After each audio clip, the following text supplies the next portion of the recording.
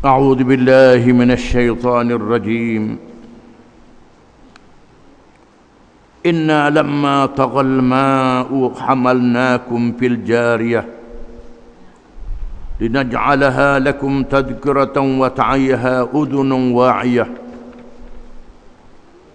فإذا نفخ في الصور نفخة واحدة وحملت الأرض والجبال فدكتا دكة واحدة فيومئذ وقعت الواقعة وانشقت السماء فهي يومئذ واهية والملك على أرجائها ويحمل عرش ربك فوقهم يومئذ ثمانية.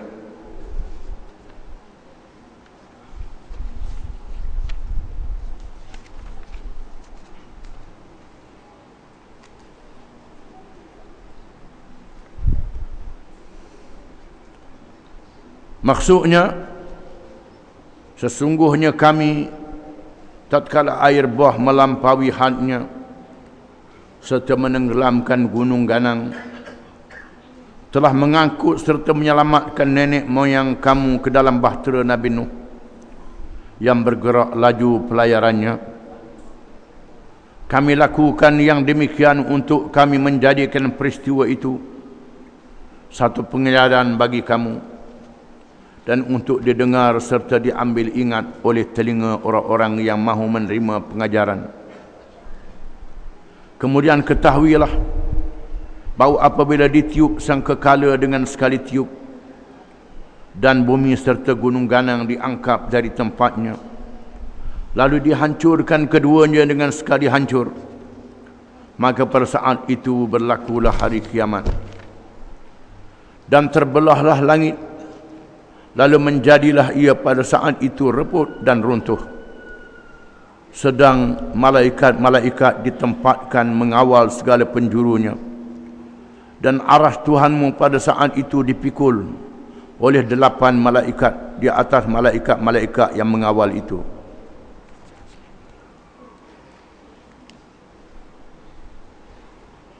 Ayat yang pertama daripada ayat yang dibaca ini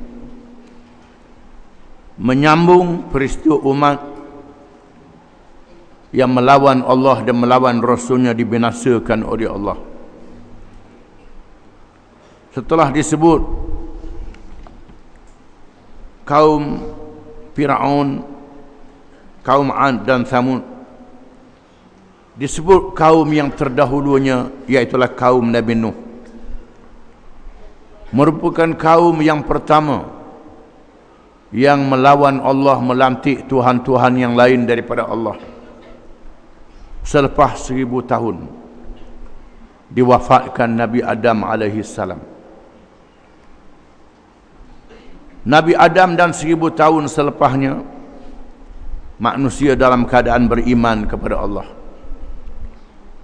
Selepas masuk tahun yang ke-2000 berlakulah kekufuran, melantik Tuhan yang lain daripada Allah, yang pertama dalam sejarah manusia. Lalu Allah melantik Rasulnya Nuh alaihi salam.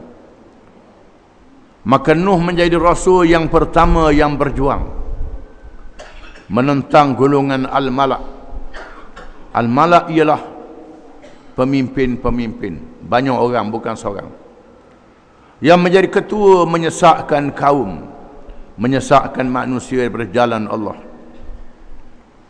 Allah beri tempoh 1000 tahun Nabi Nuh dilanjutkan usianya, berdakwah selama 950 tahun, panjang umur Nabi Nuh, sehingga golongan yang pertama mati, naik pihak yang kedua pula anak dia, mati pula kafir, naik anak pula cucu, kafir juga.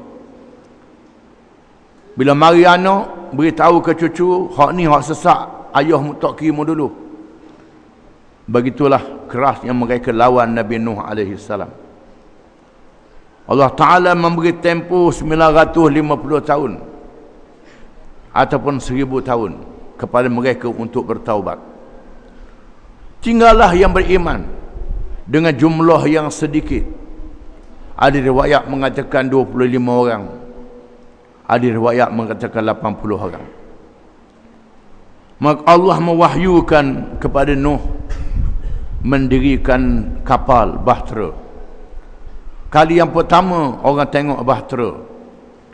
Sebelumnya tidak ada lagi kapal didirikan. Mereka persendakan Nabi Nuh alaihi salam yang membuat kapal. Buat apa, bangunan pasal apa begitu? Nabi Nuh memberi amaran akan datang hukuman Allah. Ayat ini menyatakan setelah datangnya hukuman Allah, inna lamma taghal ma'a hamalnakum bil jahiliyah bil jariyah. Sesungguhnya apabila kami telah angkatkan air, tinggikan air ke parasnya mengatasi bukit, mengatasi tempat mereka berpijak.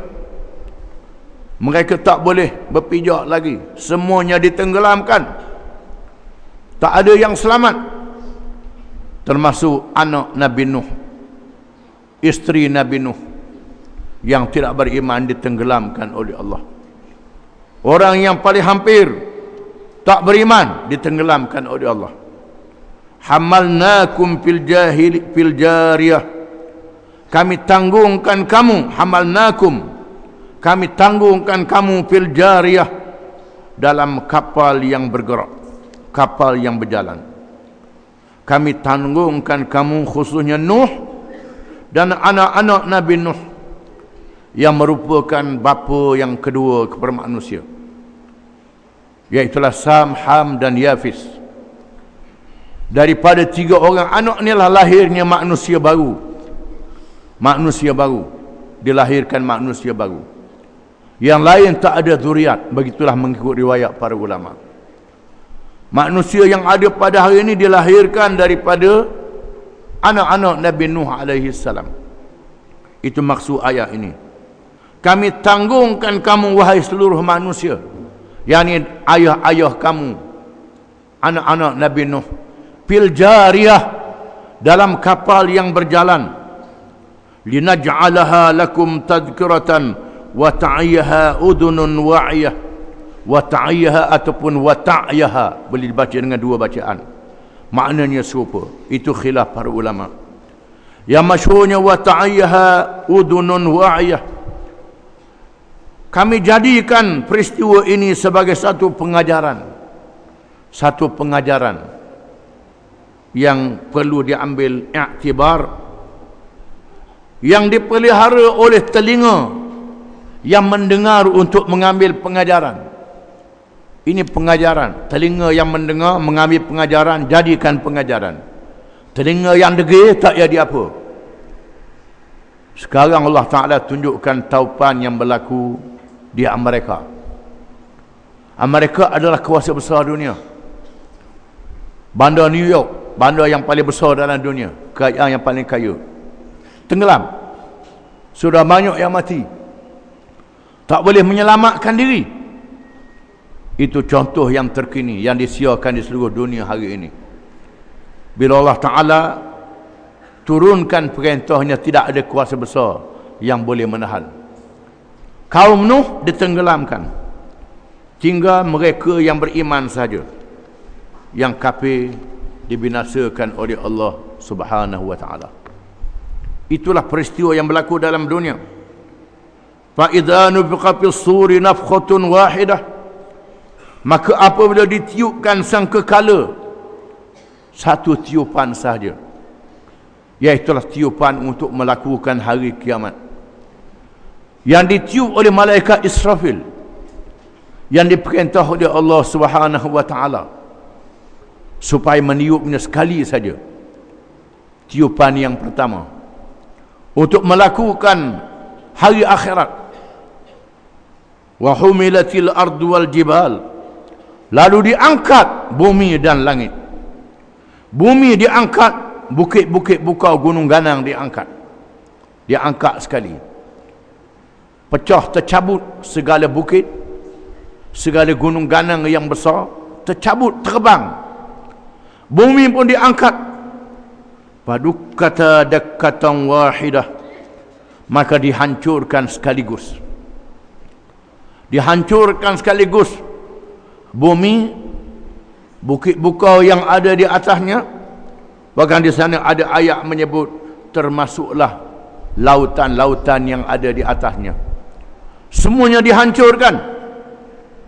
Fa yauma idzin waqa'atil waqi'ah. Maka pada hari itu berlakulah hari kiamat. Hari kiamat yang dijanjikan oleh Allah berlaku. Sekiranya kita baca kisah-kisah dalam Quran berkenaan umat zaman dulu, benar cerita Fir'aun, ada bekas Fir'aun di Mesir. Cerita kaum Ad, ada bekas kaum Ad di Ahqaf, di antara Uman dan Hadramaut. Kaum Samud, ada bekas kaum Samud di antara Saudi, Jordan dan Syria. Kaum Lut, ada bekas kaum Lut di Jordan. Ada bekas dia. Peninggalan kaum yang dibinasakan oleh Allah, betul. Begitulah hari kiamat yang akan berlaku, betul juga sebagaimana Quran menyatakan. Wang syaqqatis samaa'u fahiya yawma idzin wahiyah. Maka pecahlah langit. Langit yang besar pada bumi. Langit, bumi duduk di bawahnya laksana pasir di padang. Besarnya langit itu. Langit yang besar itu pun hancur, lemah. Langit tak mampu untuk berdiri dengan sendirinya, dibinasakan. Wal malaku ala arjaiha. Dan para malaikat berada di penjuru-penjuru langit. Bila langit sudah dibinasakan, malaikat berterbangan di kelilingnya. Tak boleh. Tak ada tempat duduk malaikat. Duduk di hujung-hujungnya. Malaikat tak boleh duduk. Langit sudah tak ada. Tempat dia duduk dibinasakan oleh Allah Ta'ala. Maka mereka berada di hujung-hujungnya. Wa yahmilu arsya rabbika fawqahum yawma idzin thamaniyah. Dan menanggung aras Tuhanmu. Aras yang berada di atas langit yang ketujuh. Ditanggung oleh malaikat yang dikatakan jumlahnya 8. Khilaf ulama, ada mengatakan 8 pasukan malaikat, ada yang mengatakan 8 malaikat yang menanggung. Itu dalam ilmu Allah Subhanahu Wa Taala. 8 ke 8 pasukan ke, malaikat menanggung aras Tuhan, singgah sana Tuhan, yang menandakan kebesaran Allah Subhanahu Wa Taala ditanggung oleh malaikat. Arah ni dipelihara oleh Allah dengan pemeliharaannya. Ini sebelum daripada tiup sangkakala yang berikut, yang menghidupkan manusia, yang akan kita baca seterusnya. Wallahu a'lam.